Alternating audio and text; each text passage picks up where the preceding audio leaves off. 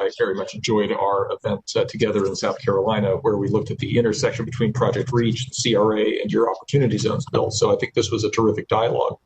On Project REACH, I think most of you are aware that Project REACH has three major components at the national level. One is to convene bankers, civil rights groups, and tech executives around the idea of building a synthetic credit score for the 45 million Americans who don't have one.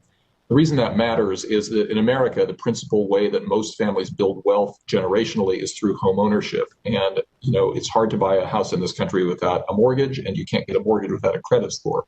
So the 45 million so-called credit invisibles are hugely disproportionately Black and Hispanic. So this is a major civil rights issue for our time. And yet it turns out that giving those people credit for their rent payments, their utility payments, and their cash flows in their bank accounts, which most of them have, is relatively easily doable.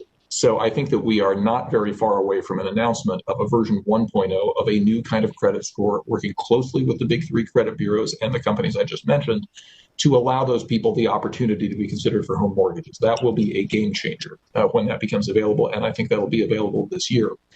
The second piece has to do with the 20% down payment requirement that most Americans face in buying houses. And again, the percentage of people who inherit money to make a 20% down payment is disproportionately favoring, whites and Asians, and disproportionately disfavoring Blacks and Hispanics, who more often than others didn't inherit money generationally and thus have a very hard time meeting that threshold.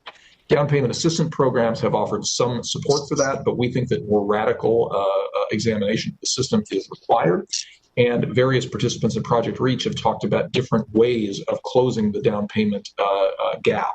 One of those ways has to do with the possibility of equity financing as well as debt financing for home ownership. And there are a lot of people who are very enthusiastic about the ability of drawing new capital sources into the housing market for that. So these are all very good.